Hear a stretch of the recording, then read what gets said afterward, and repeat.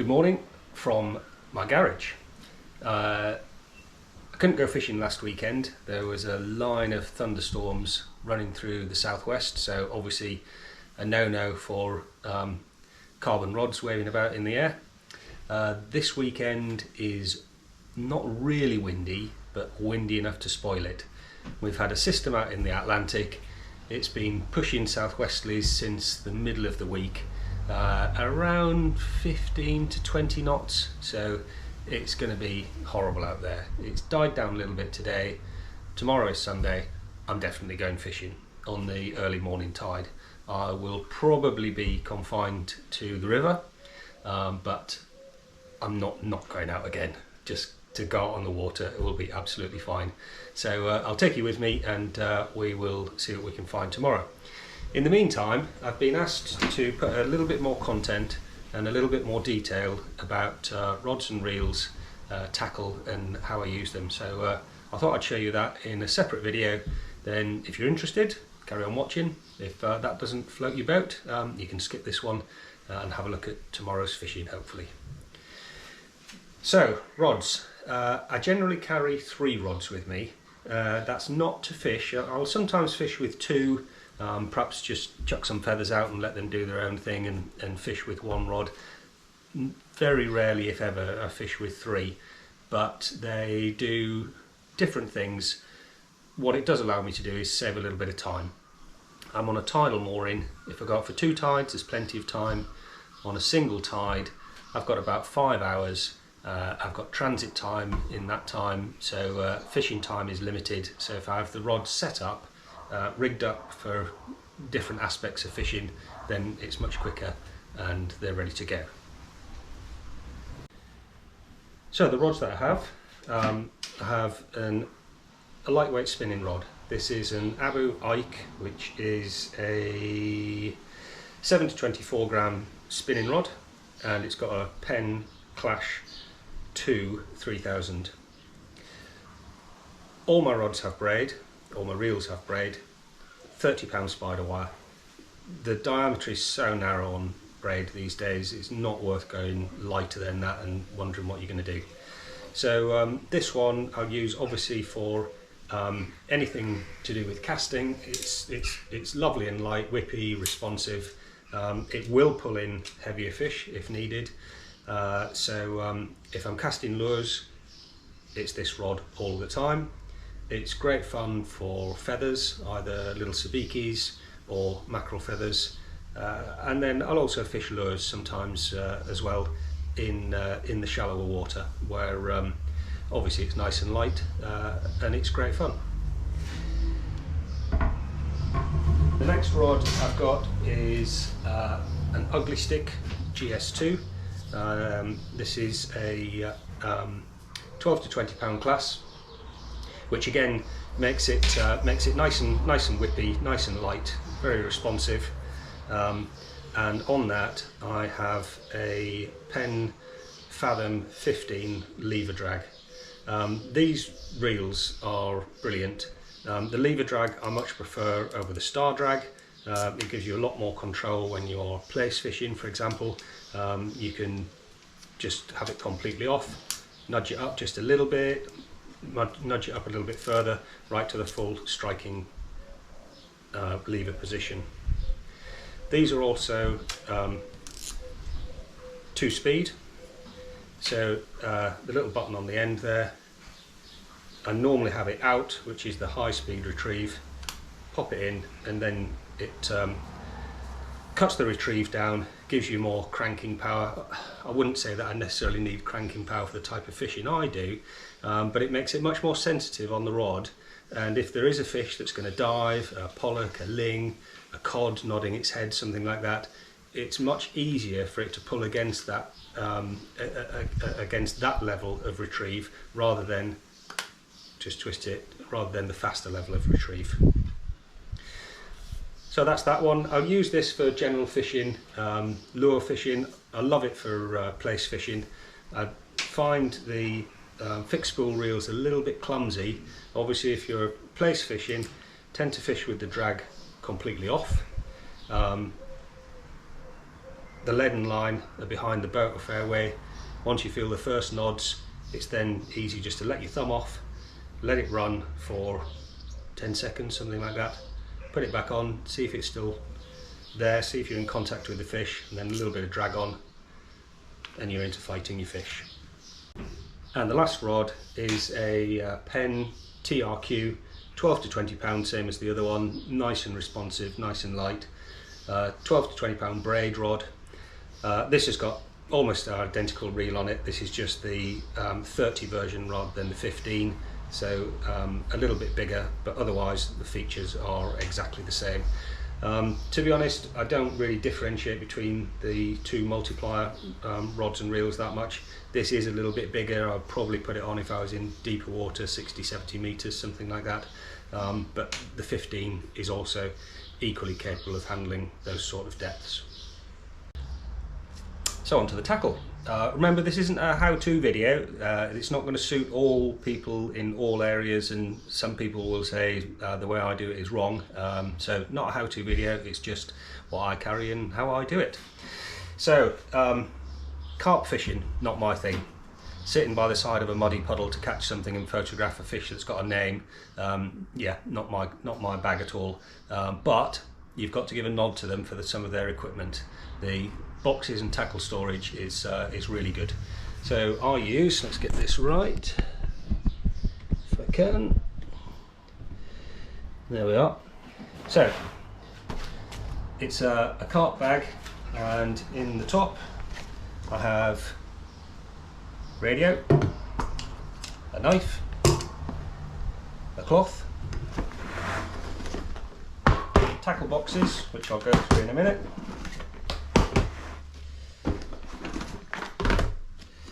in the front I have various hooks, which I'll also show you in a minute, swivels and beads, old man's knot tying glasses, braid scissors, absolutely fantastic, the boat keys, you don't want to get there and find you've left those at home, a bait needle, and just some candle wax just for going around the zips every now and again.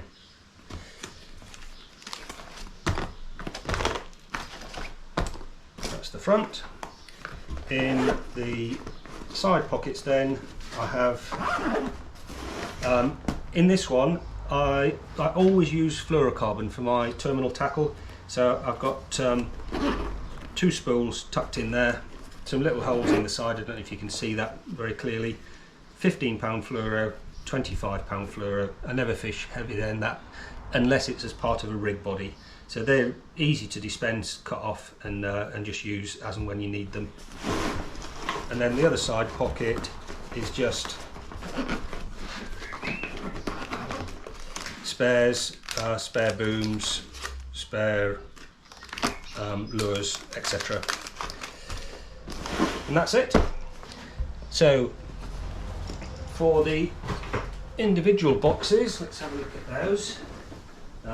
In no particular order, I have some slow jigs, sidewinder slow jigs. I don't use those very often, but if you're out on a slack tide day, they can be good for enticing the fish out of the reef or wreck.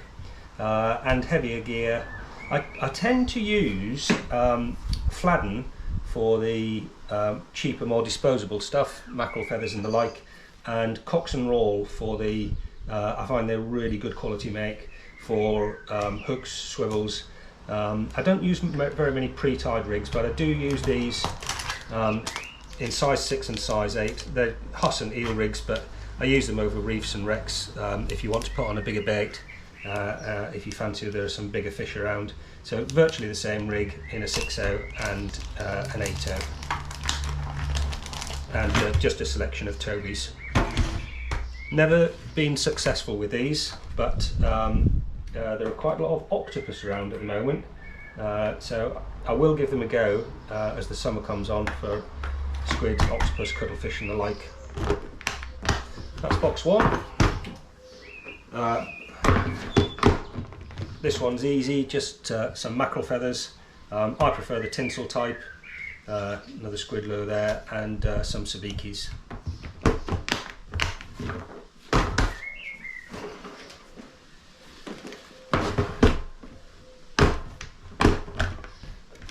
The soft lure box.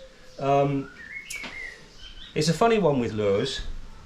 Everybody has their favourite, so they use their favourite and they catch more fish off it. So that's the way it is.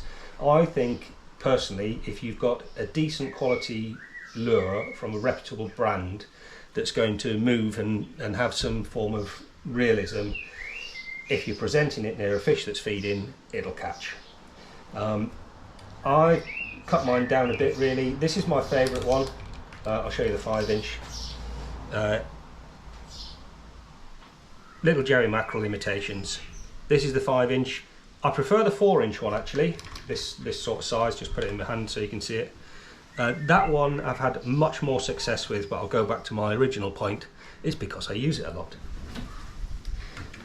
This one's by Storm, I believe. I can't remember the name of that one. But again, they're all sort of sand eel fry type imitations. This one's got a lead head, so there's a little bit more weight for casting, which is always good. Others, whatever you fancy at the time really. They're mainly sidewinders, mainly eel sort of imitations. A lot of people like rhubarb and custard. That's really the only type I avoid. I find they catch a lot of pollock, and I'm not really that keen on pollock. If you've seen my other videos, I try to catch for the table, and I don't like eating pollock. Final box, I've got some pre-tied booms. I'll just take one out. These are Cox and Roll again, 5-inch down-tied booms. The only reason I use a 5-inch boom is it fits in the tackle box. So I have a little bit of blue tack just to keep it all in order. I use Amnesia for these this part of the rig body. That's a memory-free line monofilament, because it stays coiled up in the box there, and it doesn't take very long before those coils have gone to give you a straight line. So I use these quite a lot. I'll show you how I rig them. It's just a little bit of mono, allowing the boom to slide freely. That end gets clipped onto a snap-on, which is a snap-on swivel, which is always on the end of the rod. The lead, let's grab a lead.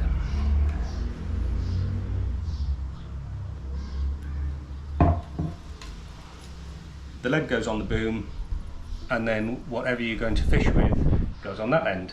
So that would normally be a length of fluorocarbon, either terminating in a hook or a lure.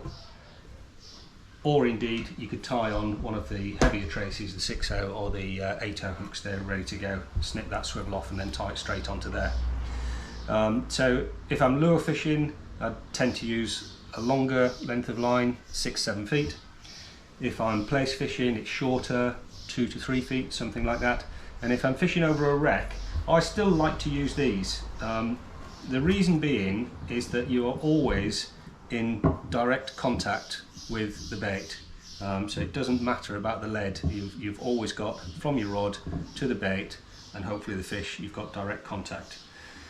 Some people use paternoster type rigs, or a wrecking rig they're known as. That's where the lead is at the bottom, and then coming from the body line you'll have either a French boom or a 3-way swivel or something like that, which is fine. It's a bit safer on wrecks because it's your lead that touches it first, rather than in this case the hook getting very close to the wreck. Anyway, the way I tie this then, the snap-on swivel is at the main line on the rod, and for that I'll use this so you can see what's going on. I use a Lindeman's knot for that. So if this is your hook, whatever, swivel, so the Lindeman's, the line goes through once, twice, and then you wind it through that loop 6 times.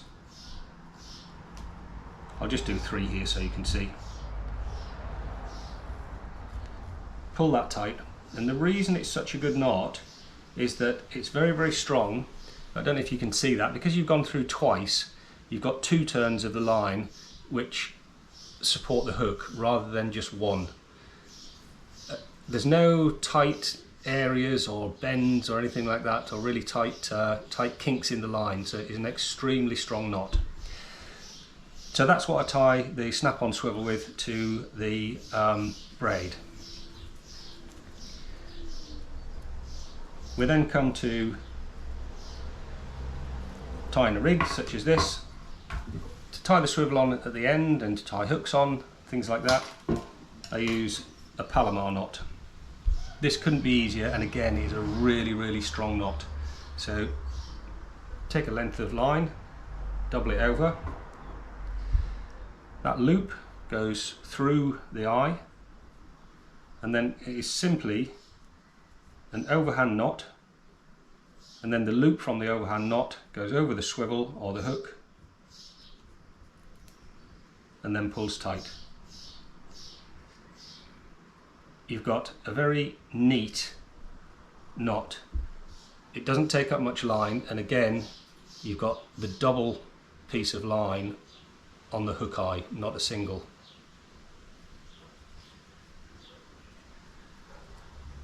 Simple as that. Really, they are pretty much the only knots that I use. There's one more that I'll show you when I can get this undone. Having said I don't use wrecking rigs, if I was fishing for bream, which I may well be in the river tomorrow, then I would use a paternoster style rig. So all that is lead at the bottom, loop at the top to tie it to the swivel on the rod, and then somewhere down the line you're going to suspend your hook lengths. So to do that, just put a loop in the line, coil it round each other half a dozen times. In that hole goes the loop,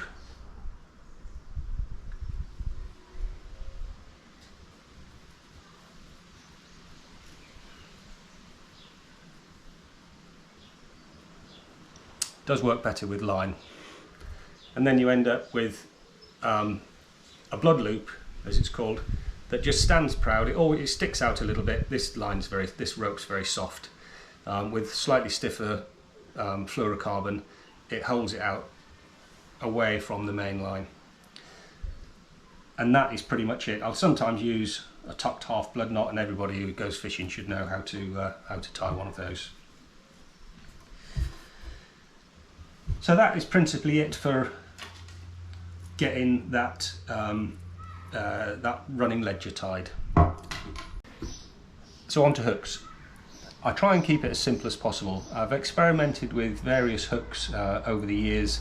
I've tried circle hooks. I know their benefits, but I haven't really got on with them, I have to admit. My hooks are all from Cox and Roll. They're all very strong, very sharp, very reliable hooks, I find. I'm not sponsored by Cox and Roll, by the way. I'm not sponsored by anyone, but I do find them a very good brand. So the 3 that I use are the Sea Beast.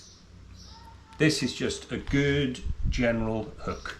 If I'm fishing with bait and I don't want to put one of the bigger rigs on that I showed you earlier, the 6.0 or the 8.0, then I will put one of these on to fish either a live lawns or a lawns flapper. By that I mean you cut the fillets, but don't take the fillets off, so you end up with a head, 2 fillets and no backbone. So I'd use this type of hook for fishing with a mackerel bait, a lawns bait, for cod and the like, cod, ling, that sort of thing. The next hook is the Aberdeen. Sizes are to suit yourself really. It depends on the size of the bait you want to present and the size of fish you hope to catch. The Aberdeens I would always use for place fishing.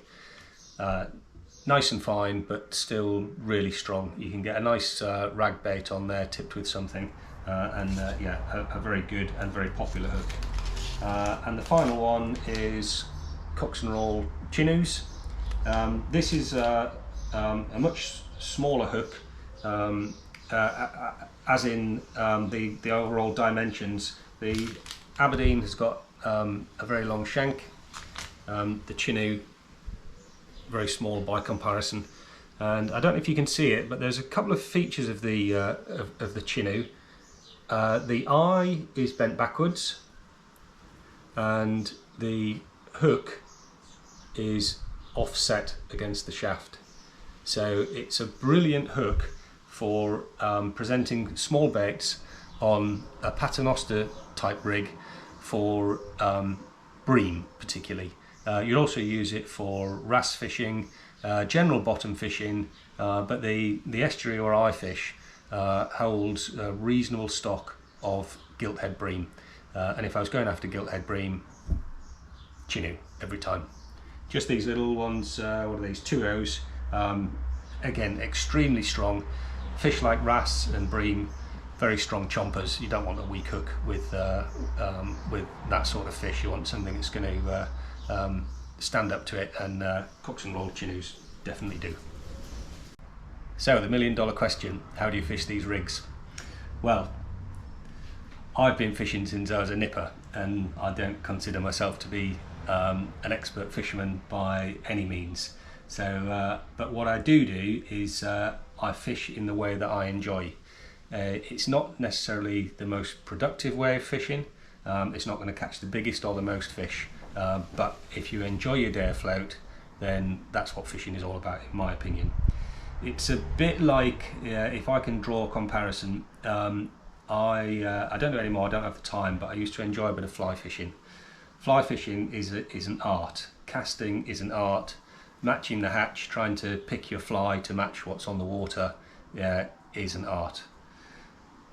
Putting a spinner on or chucking a worm in the water on a float will catch more trout, guaranteed. But you wouldn't find a fly fisherman doing it. So that's sort of my point. So I generally fish in a couple of different ways. I don't generally fish the river, but I'll probably do that tomorrow because of the weather. I like to go out to sea on wrecks and reefs, or coastal hunting for bass. So bass, straightforward, stick a lure on that you think is going to cast, catch it out into a likely spot, let it go to the depth where you think the fish are, and then the speed of the retrieve. That's bass fishing for you in a nutshell. And then further out to sea, if we're trying to catch things like bass, ling, pollock, whiting, and the like, they're all in the watercourse. So they'll start by hugging the bottom, and then other predatory fish will be higher and higher up in the water. So for those, I would use the running ledger, as we've shown, with a boom, some fluorocarbon onto a lure, drop it down to the bottom, a couple of jigs if you like, wind it up slowly or increase the speed of the retrieve, see how it goes on, wind it up depending on how deep you're fishing in the first place, 20-30 turns, back down to the bottom again, as easy as that. If I'm bait fishing, then depending what I'm fishing for, if you're fishing for cod over a reef, you can hold it down towards the bottom. If you're fishing for ling over a wreck, you need to attract them from the wreck to take your bait, and then get them away from the wreck before they go back into it, and you lose everything. Flatfish fishing, I've just got an old rig out here that I had left in my tackle box. Again, just goes on the running ledger, keeps things as simple as possible. Short trace of about 2 feet, something like that. Some beads, green and yellow, and an Aberdeen hook at the end. The The point behind the running ledger, as I've said, is it keeps you in contact always with whatever's at the end, your bait, and then hopefully the fish when that starts nibbling. And because you use braid, you can feel everything that's going along on the bottom. So if you're drifting, then that lead is going to drag along the bottom, the bait following behind it, and because there's some movement, that'll attract the fish to take your bait. If you're anchored, that lead will roll around until it finds a hollow, and then it'll stop. If it stops in the hollow, other nutrients have stopped in the hollow, nutrients are in the hollow, small fish will be after that, and the bigger fish will be after that. And that is as difficult as it gets. The rest of the time is patience and a bit of luck. So that's it for rods, reels, tackle, and a bit of rig talk. All you need on top of that is fine weather, a lot of patience, and a little bit of luck. And I wish you all three. Cheers.